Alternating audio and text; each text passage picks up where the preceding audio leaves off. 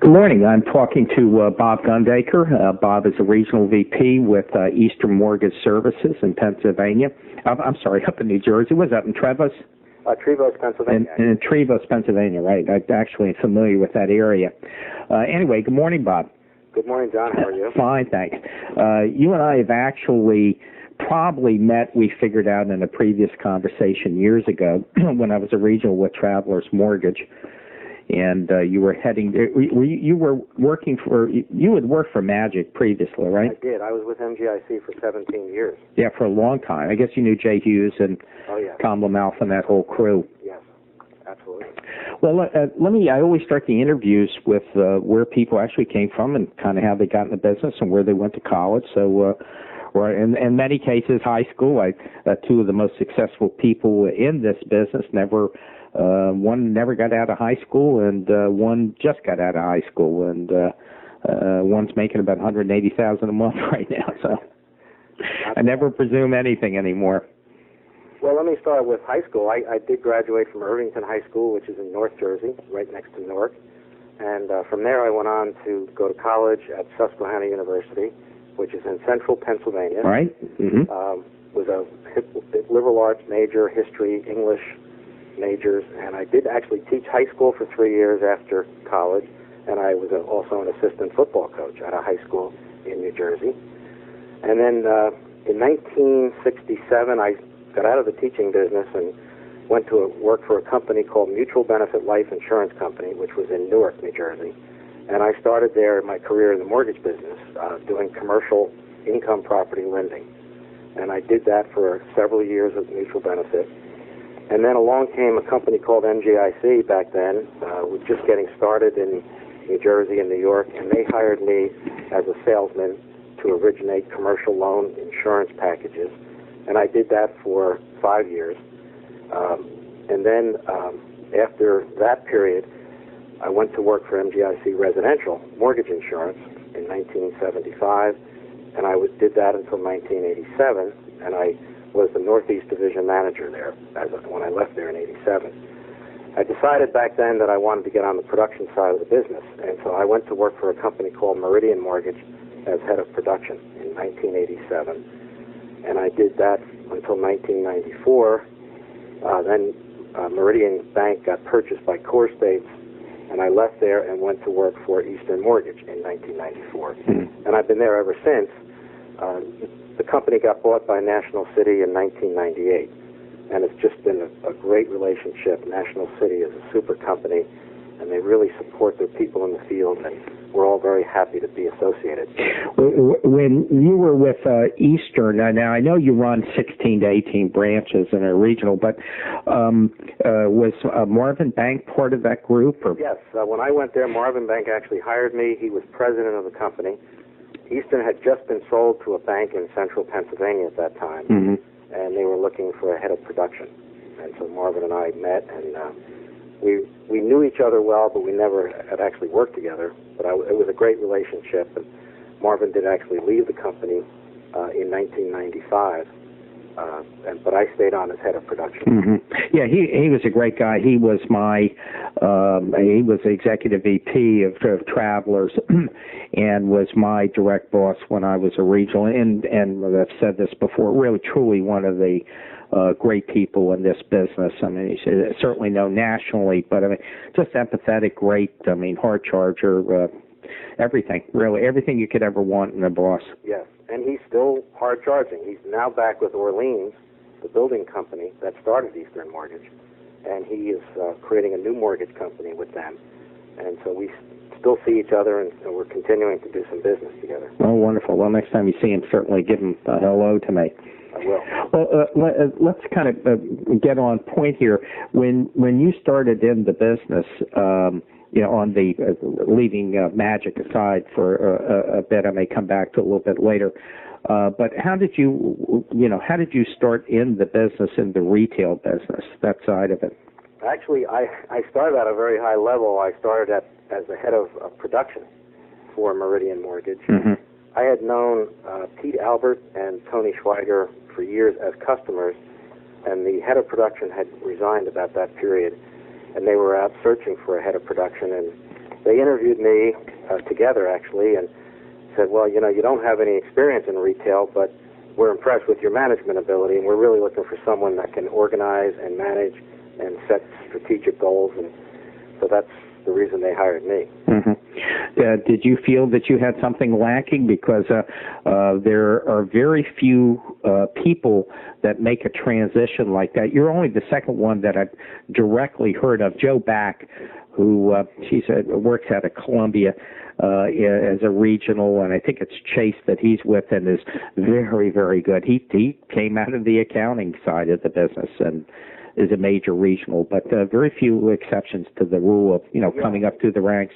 And I heard that quite a bit from people. Even Tony and Pete mentioned that as a possible issue.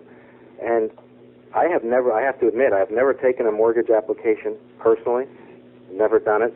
Manage people who do, but I guess my real purpose in being in this business is not so much to do the daily routine of doing applications, but to manage other people and to grow the company and set goals and business planning for our unit. So that's really what they were looking for when they hired me, and I've continued to kind of operate in that environment. Well, I'm actually I've always been very interested in interviewing you, because some of this I've known, obviously, because the people that I interview for regional managers, we really talk at a little bit different level than when I'm interviewing a top loan officer. And so one of the things that I did want to ask you was your overall management philosophy, because the people who really are listening to this are people who are other regionals around the country and presidents and CEOs of mortgage companies, perhaps some branch managers too, but this is a restricted site. Well, my response to that question would be that in our business, it's very entrepreneurial, and I think it's a real issue, a problem, if you try to overmanage the people that are really good.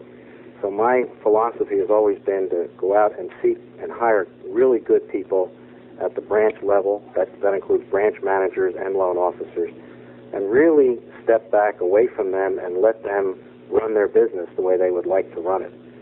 I'm there to support them. I'm there to help them. I'm there to help them develop products and deal with issues at the corporate level. So I'm kind of an intermediary between them and the parent company. And I think that has worked successfully for us. Well, why don't we go down, tunnel down a level, and let me ask you something. What do you look for when you're in the hiring process for a branch manager in particular? My philosophy about branch managers is that most of our branches are big enough so that the branch manager is really a manager. I mean, his title is branch manager. He is not a producer in our environment, typically. We do have some smaller offices where the branch manager originates, but our philosophy about this is that the branch manager should be managing the sales organization and the operations and support people. And if they do that well, they should also be tending a lot of recruiting meetings, attempting to grow the branch into a bigger operation. So I think that maybe I'm a little different than a lot of companies see this, but I've always felt that branch managers really are better at managing than selling. So they usually come from the selling environment, but we've had success with doing it that way. Well, I think that's part of the mystery of our business, and feel free to disagree, but I do think that is part of the mystery of our business, and that is trying to ascertain which loan officers really have the ability to manage. I mean, contrary to popular thought, just because you're the top producer in a branch environment doesn't mean that you can manage worth a nickel. That is very true. We've had times when we've made the mistake of promoting our best salesman into a branch manager position, and sometimes it works, sometimes it doesn't. But even when it does work, there's a learning curve involved there, and it takes at least a year, and sometimes more than a year, for a good sales person who does well in origination to really become the type of branch manager that we're looking for. Well, I think even some of the some of the top loan officers, in many instances, you actually do them a disservice by promoting them. They're good working with people, and they're making good money, and they're happy, and all of a sudden someone taps you on the shoulder and say, "Well, we think you're going to be a manager, boy," and they become miserable. I agree. I've seen that, and I think you're doing them a disservice when you say, boy, we want to make you our manager now. And you're really taking them away from what they do best, which is originating and selling. And the branch manager has to be accountable to the people in the branch. And that requires a lot of their time, a lot of their presence to be there when problems occur. Loan officers tend to like to be on their own, set their own schedule, and a branch manager can't allow that to happen. So there really are major differences in those jobs. When you look for a branch manager, I'm kind of guessing that you don't necessarily look for the top producer, perhaps having production ability to show they can at least get out there and do it. But what specific qualities do you look for?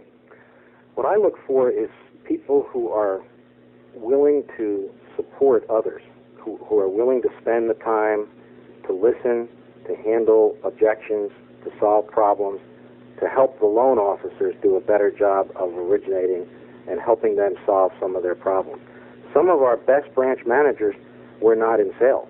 Some of them came up from the operations side of the business, and they have a lot of empathy for people who are in sales, but they also can organize the internal staff in the branch to really develop the service level that the loan officer is looking for, as well as the customer. Mm-hmm. When you finally hire a branch manager, are you very much of a hands-on person, or you agree? I know you said earlier you sit back and kind of watch from above, but I mean, in those initial year, are you pretty much hands-on with them? Yeah, in the beginning, I do spend a lot more time with the branch manager until I feel that they're at a level where they can pretty much operate without that kind of attention. My goal is to bring them up to speed as quickly as I can and to help them really see what needs to be done from the branch manager viewpoint. So, yeah, I do spend a lot of time with them in the beginning. Mm-hmm. Without getting into, and I always caution in every interview, especially at this level, that we never want to get into methods and practices and stuff like that. But having said that, what about in terms of support people in today's environment? Normally, I don't date interviews. As I've said repeatedly, that an interview that I do should be good 10 years from now. But we are kind of in an extraordinary time. I just finished interviewing Craig Frankel this morning. We were talking about the 10-year bond is 3.94 today, or something like some really crazy number. Yes. These really are unusual times. It's the best of times for loan officers, for sure. I'd like to talk a little bit about that support personnel in branches and how you're handling it right now, because I think management ability at your level becomes real important when the deluge, so to speak, hits, and it certainly has. Yeah, and we're in that kind of period right now. In fact, we're in our second year of that kind of period. Our philosophy at Eastern has always been to have all of the support staff within the branch in the location where the loan officer actually is physically located, so that they become a team working together, and that includes the processor and the underwriter and the closer.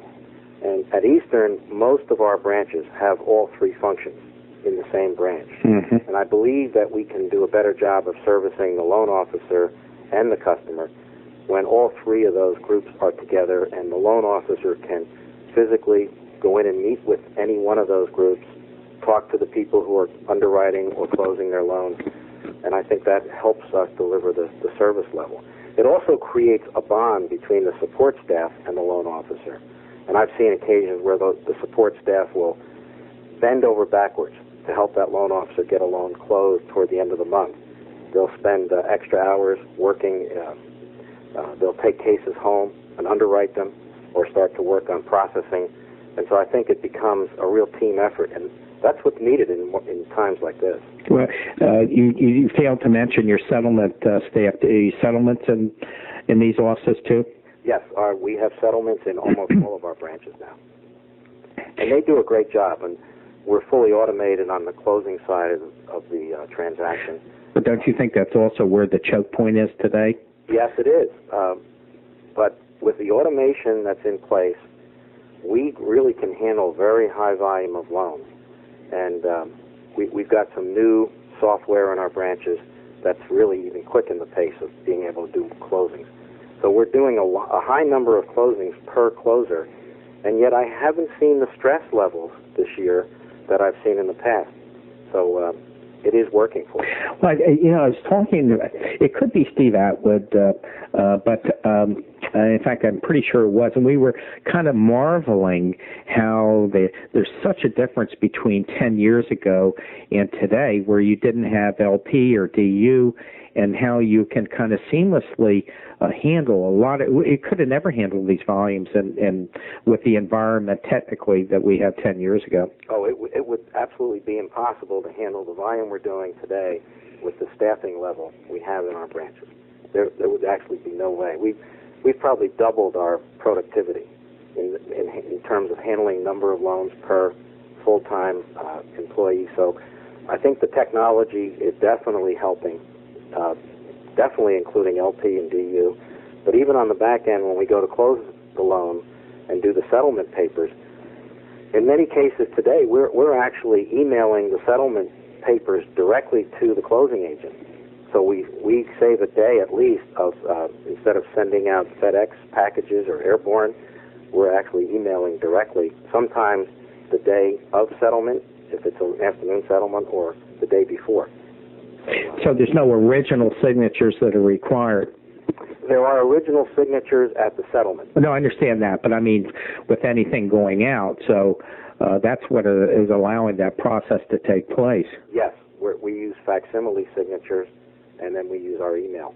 And yet even with that, Scott Cooley, who's now Chief Strategy Officer at Ellie Mae, he makes a pretty persuasive case that we still are not there with a truly automated loan, and there's a lot of reasons for it, from things like signatures with companies like eOriginal are trying to solve.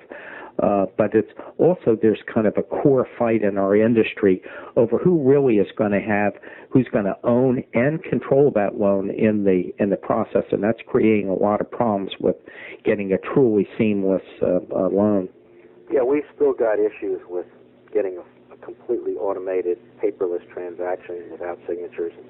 That's going to require some work between the agencies that buy loans and Wall Street, who do mostly the selling of these loans into mortgage-backed securities.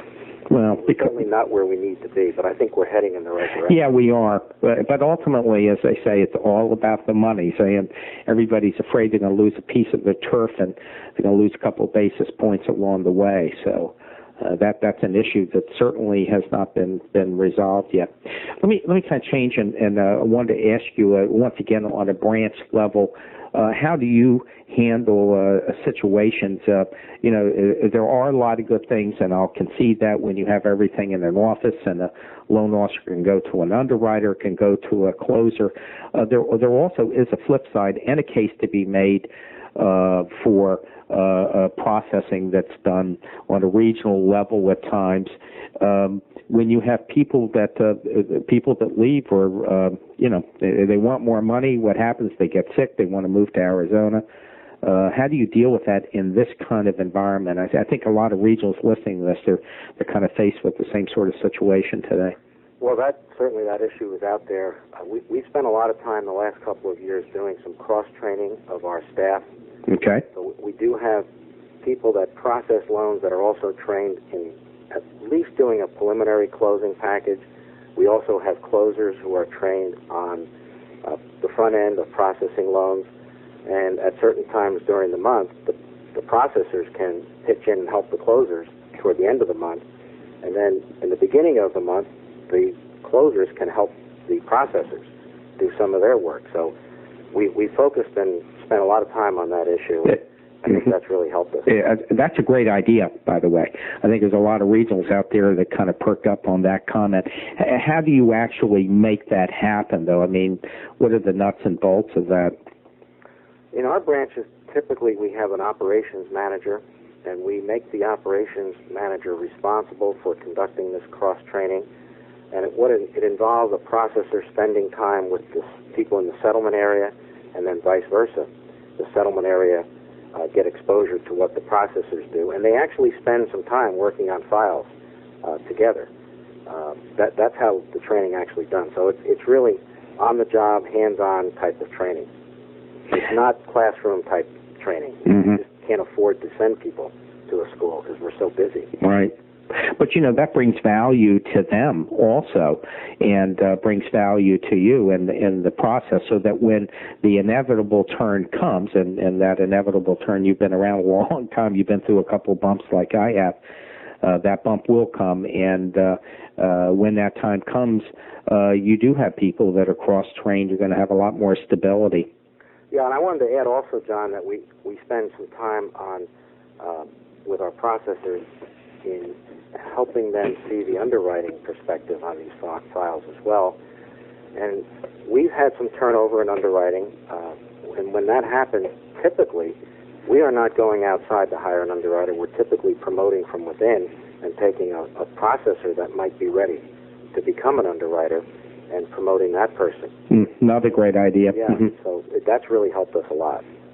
Well, I think I bet it helps you a lot more than a lot, because in this kind of environment, you know, casting a net, trying to get a processor or trying to get an underwriter today, I mean, you know, without paying $1 zillion and, you know, getting on your hands and knees saying a couple rosaries, I mean, it's almost impossible. It's very hard to recruit. And when you go outside to recruit people, those people typically are asking for a much higher compensation level than the market or that we can afford to pay, and it makes it a very difficult process. Right. And you know, the fact of the matter is, when you bottom line this, we are in the service industry, and if you can't provide the service and close the loans and underwrite the loans, at some point in time you're going to really irritate your core clients, and your core clients ultimately are people like realtors and builders and accountants and, you know, financial planners today. Yes. In our business, as you know, you've got to have a reputation for providing superior service level, and that means having the loan package at the settlement table the day it's supposed to be there, and the check there at the same time. And if you don't do that well, you can do a lot of other things, but you'll wind up with a bad reputation in the marketplace. Mm-hmm. Let's talk about service level for a little bit. How do you, as a regional manager, kind of imbue within your branch managers conceptually the fact that you know, you need to take care of your core group of realtors and accountants versus the refi business? It's always a little bit of a touchy subject, of course, because in theory you want to give everybody the exact same service, and you do. But the reality of it is that if you don't take care of your purchase customers, at some point in time that'll come back and haunt you. Absolutely. We see our purchase business from realtors, builders, and accountants as our core business. It's great when you get times like this, when you get this extra surge of refis, but our core business comes first and foremost in our branches. And we actually schedule our closings around developing that service level to the core customer group. At times when we're really busy, like now, we don't even schedule a refinance loan during the end of the month.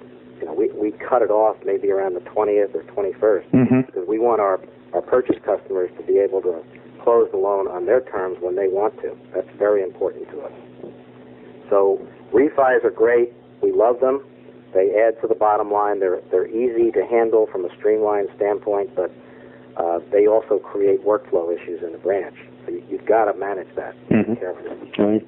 Let me switch subjects again on you. Let's see if we can focus for a little bit of time on loan officers.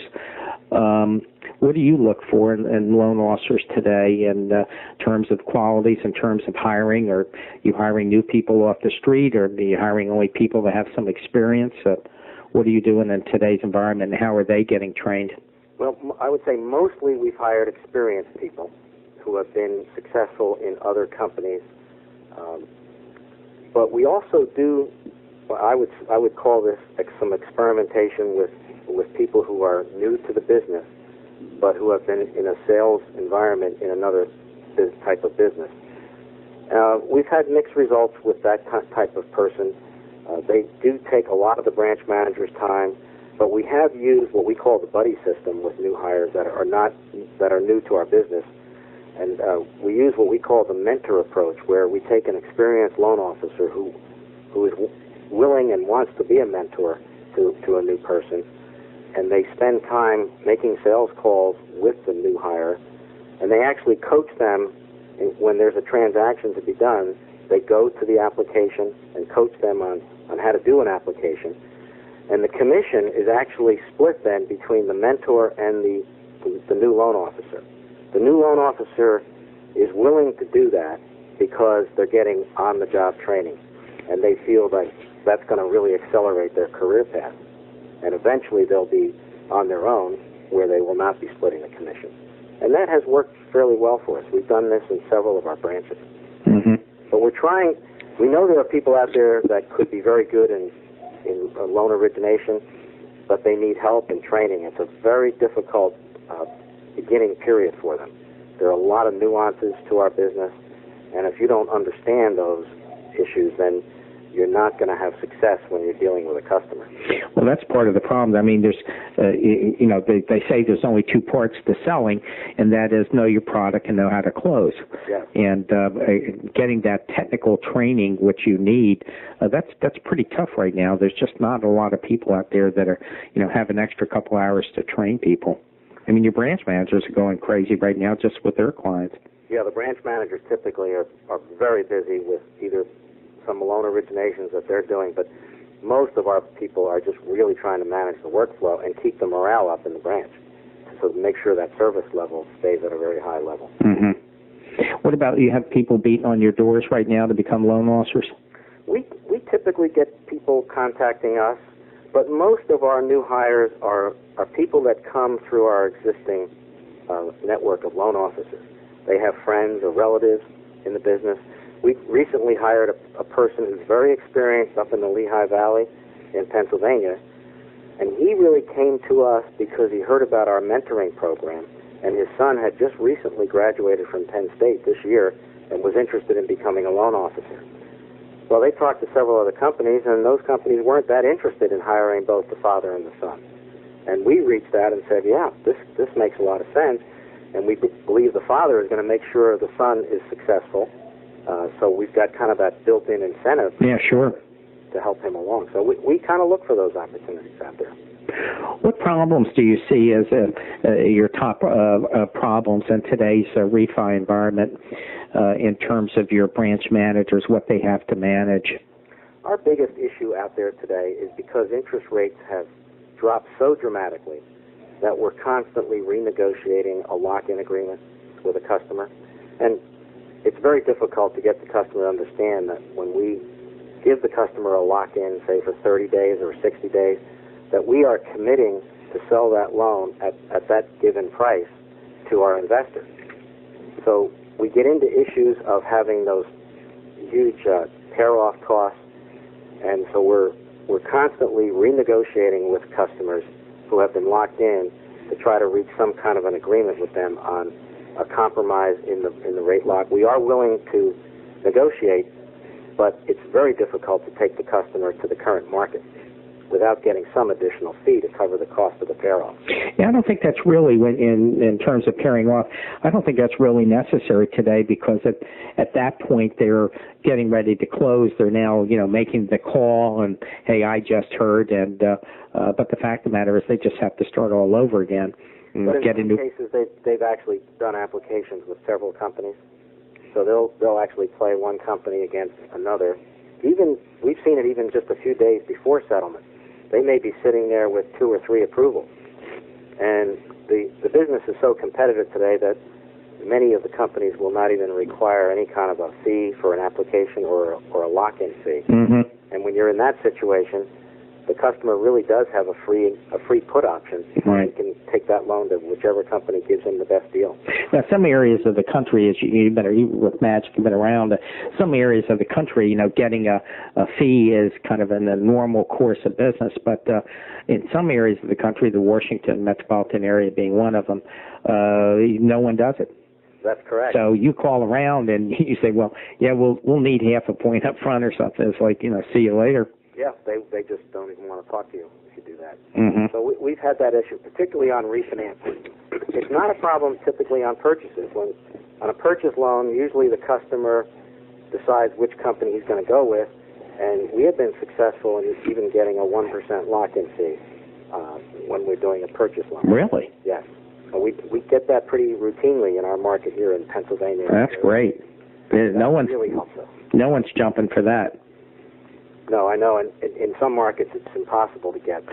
We feel if we're giving the customer a long-term lock or a long-term rate cap, that we're entitled to get part of that fee up front. Well, that part I understand, but also when you're getting that 1 point up front, especially when you're in an environment of no discount and no origination, do you have a problem then, or you just tell them what's going to be applicable towards your appraisal or other costs? Well, not appraisal. Yeah, we tell them that we're going to credit them back at the settlement for that 1%. Mm-hmm. So we just net it out of the proceeds, mm-hmm. and that's just the way we've been handling it. Mm. Let me kind of jump up. We're kind of winding our way towards the end now, but what I'd like to do is talk a little bit about you and the fact that you're sitting in a regional position. And so one of my first questions I always ask is, do you feel that you're under a lot of stress in today's environment? And if so, how do you handle it personally? It's stressful at times, particularly toward the end of the month when we're very busy. But to me, these are the best of times. I mean, if you're not having fun in this kind of an environment, you're not going to like the mortgage business.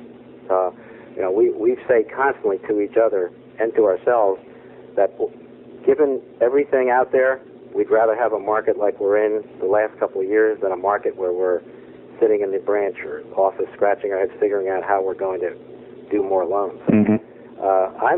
I'm very comfortable with it. I feel right now personally like I don't have a lot of stress. I enjoy the business. The people I work with are a lot of fun, and it's really rewarding to see that we're really doing some good things for our customer base, and people keep coming back to us for repeat business. Mm-hmm. You say you're having fun. There's a lot of companies out there that are structured. I just talked to someone yesterday who is actually just a branch manager, but does like 800 loans a year, and quite an incredible person. And he was really bemoaning the fact that he gets no support from above, and he just feels very, very stressed, beyond the fact that he's going to do 800 loans, way beyond that, that he just, that support just is not there. Well, 800 loans is incredible. I mean, for someone to be able to originate that many loans in a year is just... I think he said 581, and I talked to him a week ago. So he must be working 20, 22 hours a day to be able to handle that kind of volume. And I'm sure it's 7 days a week, nonstop. So my empathy is with a person like that, particularly if he's also trying to manage other people at the same time. Right, exactly. Yeah, that's got to be very difficult. Do you talk to your branch managers every day? Not every day, but I've talked to them, I would say, several times a week. Sometimes it's several times in one day, but on average, I would say several times in a week. You call them or they call you? It goes both ways. There are times when I'm calling them, times when they're calling me. So it's pretty constant. You've got to pay attention to this business, and it's ever-changing, so you've got to stay on top of things. Mm-hmm. Let me kind of wrap up. What do you think the biggest challenge is today in this environment? I think the biggest challenge in our business today is the change that we're dealing with. There's technological change, but there's constant change in the product line that we're delivering. And so we've all got to stay very close to it, and we all have to be cognizant that we can become obsolete very quickly if we don't stay with it and pay attention to the change. managing change and dealing with change is, to me, the biggest thing I've observed in my 35 years in this business. It's an ever-changing business, and you've got to like to deal with change and manage change, or you're not going to be successful. I think even with change, though, hasn't it been kind of it's just an observation on my part that even with all the change that's taking place, if you remember years ago, the CLOs were going to take over the world and everything would be done, later on the internet, but the loan officer was essentially going to be taken out of it. Everybody's going to save half a point and above on the deal, and everyone's going to make a lot more money and things, and that's not the way it turned out at all. No, I can remember those conversations going back to 1987 when I first started in the production side, that in a matter of a few years we would be replacing the loan officer with automation and technology, and that just never happened. And in fact, if anything, the surveys that we see from our customer base, they want face-to-face and hands-on attention to their loan application. And the one complaint I hear about is when they don't get that and they feel like they've been abandoned during that process. So it behooves our loan officers to stay very close to the customer during the process period of that loan until it gets closed. So I think we can be very successful. I think our loan officers are really a permanent part of our business. I just don't see that changing in our lifetime. And yes, technology is there to help us do the job better, but it's not there to replace the good loan officer. Right, exactly. Well, look, I think I'd like to end on that kind of upbeat note. I want to thank you very much for taking the time to talk to our, indirectly, talk to our other regionals out there and CEOs and presidents of companies. So thanks so much. It was very enlightening, and stay in touch. Thank you, John. Great. Thank you, Bob.